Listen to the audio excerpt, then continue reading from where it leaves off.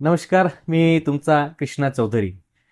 आज आपण अशा एका प्रतिनिधीशी भेटणार आहेत आणि त्यांच्यासोबत आज आपण अशी हितगुज करणार आहेत की नक्कीच शेतकऱ्यांसाठी फायदेशीर ठरणार. माझ्यासोबत आज आपल्या इथे बसलेले इजिप्त केमिकल्स प्रायव्हेट लिमिटेडचे प्रतिनिधी श्री बोडखे साहेब माझ्यासोबत आहेत. सर नमस्कार. नमस्कार. सर, तुमचं शेतकरी ॲग्रो सेंटर या शॉपला तुम्ही व्हिजिट दिली त्याबद्दल तुमचं या ठिकाणी खूप खूप आभार आणि धन्यवाद.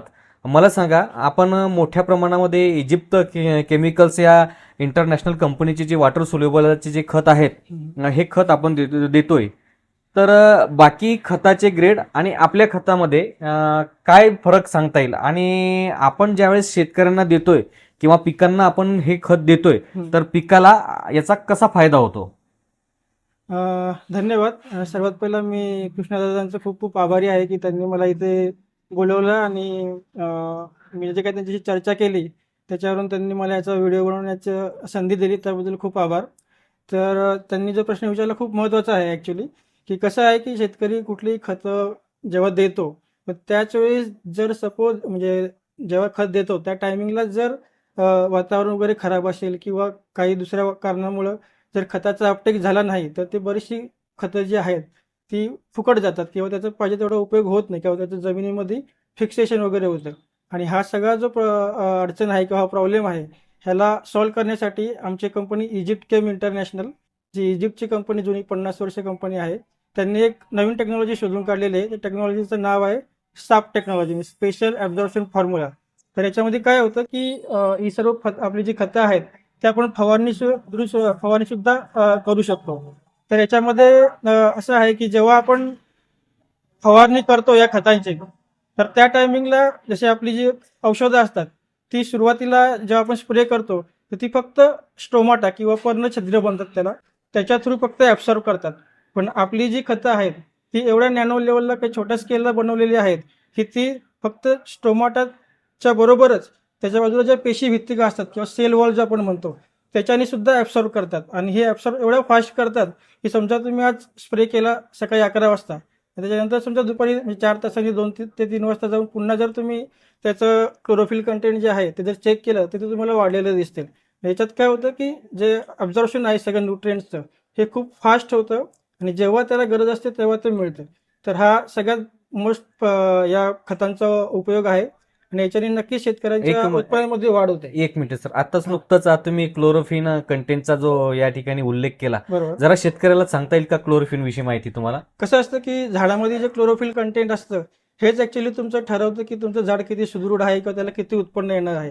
जेवढं क्लोरोफिल कंटेंट जास्त तेवढं झाडे सुदृढ राहणार आणि त्याच्यानुसार त्याचे उत्पन्न सुद्धा आपल्याला मिळतं. म्हणजे एकंदरीत आपण असं म्हणू हं. किंवा झाड जर सुदृढ आणि सशक्त जर व्हायचं जर असेल तर तर झाडामध्ये त्यामध्ये क्लोरोफिल क्लोरोफिन. कंटेंटची म्हणजे येस, क्लोरोफिल जेवढं जास्त तेवढं चांगलं येस, असतं. येस. तर ह्या ज्या आमच्या साप टेक्नॉलॉजीमुळे काय होतं की झाडामध्ये जे काही आपण न्यूट्रिएंट्स म्हणजे जे काही आपण खतं स्प्रे करतोय त्याचं ॲब्झॉर्प्शन जे ते खूप फास्ट प्रमाणामध्ये होतं. जे बाकीचे कंपनीची खते जी आहेत त्याच्यामध्ये तेवढ्या फास्ट प्रमाणामध्ये होत नाही. तर हा सगळ्यात खूप याचा जास्त फायदा आहे की क्लोरोफिल कंटेंट वाढवतं आणि जे दिलेलं खत आहे त्याचा पुरेपूर उपयोग होतो. आणि नक्की त्याच्यामुळं आणि आपल्याकडे क्लोरोफिल कंटेंट मीटरसुद्धा आहे की ज्याच्याने आपण 4 तासांनी नक्की किती फरक वाढला म्हणजे वा, क्लोरोफिल कंटेंट किती अगदी वाढलं छान, ते अगदी छान. दाखवून देऊ म्हणजे शकतो. बाजारपेठामध्ये जे पारंपरिक खत विकल्या जातंय आणि हं, शेतकरी सुद्धा पारंपरिक जे खत देतोय, बरोबर. त्या पारंपरिक खत दिल्यानंतर झाडाला किती हे खत लागलं लागलं. किंवा किती लागलं नाही, हं. हे जर आपल्याला त्या तुमच्या त्या मशीनद्वारे क्लोरोफिल तुम्हाला कंटेंट मशीननुसार आपण क्लोरोफिन दाखवून देऊ कंटेंट शकतो. मशीनद्वारे तुम्ही आपण ते शेतकऱ्याला दाखवून मेजरमेंट देऊ करून शकतो. त्याचं आपल्याला दाखवू शकतो. दाखवता येईल. बरोबर. आणखीन या व्यतिरिक्त सर आणखीन काय सांगता येईल शेतकऱ्यांना की आपली कंपनी आणि बाकी वेगळ्या या बाकींच्या कंपनीमध्ये आणि आपल्या कंपनीमध्ये असा काय फरक आहे आणखीन की ज्याच्यामुळे शेतकऱ्यांनी तुमच्याच कंपनीचे खतं वापरले पाहिजेत म्हणजे? बरोबर. खूप चांगला प्रश्न आहे ॲक्च्युली. कसं आहे की बरेच बाजारामध्ये नवीन-नवीन टेक्नॉलॉजी येत असते. तर आता ही जी आमची खतं आहेत ती सगळी नवीन टेक्नॉलॉजीची बनवलेली खतं आहेत. ज्याचं नाव मी तुम्हाला अगोदरच सांगितलं साप टेक्नॉलॉजी. तर ह्याच्यामध्ये आम्ही जो जास्त करून भर जो दिलेला आहे, ही दिलेली जी खतं आहेत ती पूर्णपणे झाडाला कशी लागली पाहिजेत.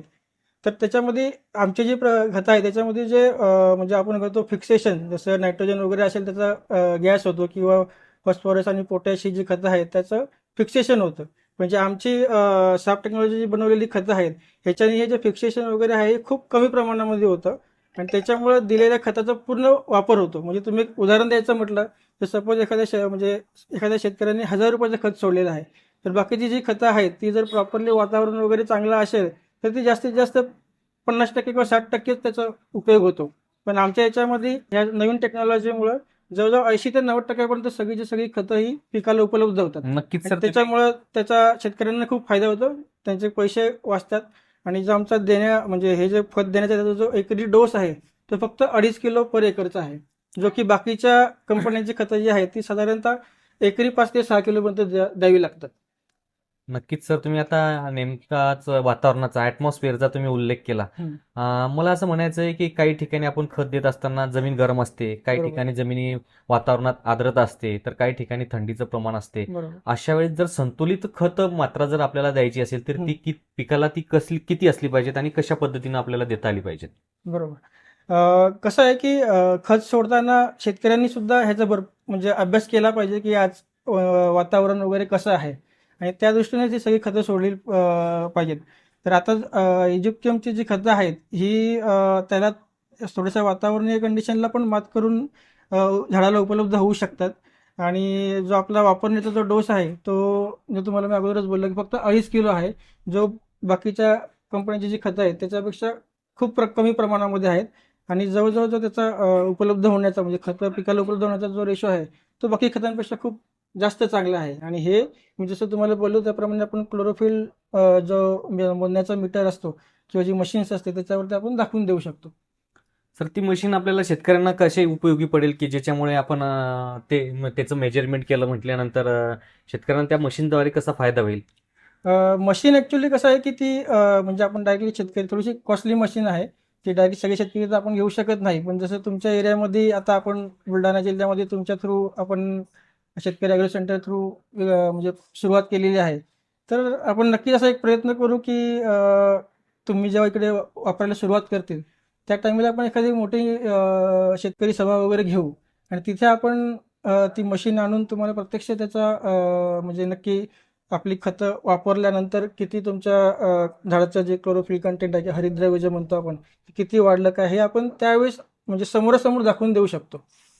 नक्कीच शेतकरी बंधूंनो, आपल्याला आपल्या शेतीचा जर फायदा करून घ्यायचा जर असेल तर आपण क्लोरोफिन कंटेंट जी मशीन आहे ज्याद्वारे ते मोजलं जाईल, आपल्याला त्याचं मेजरमेंट घेता येईल. आपण असे वेगवेगळे जर प्रायोगिक जर केले तर नक्कीच आपल्या उत्पादनमध्ये वाढ होईल. आणि तुम्हाला जर याविषयी अधिक माहिती जाणून घ्यायची असेल तर आमचं शेतकरी यूट्यूब चॅनल आहे त्याला सबस्क्राईब करा, लाईक करा आणि शेअर करा. धन्यवाद.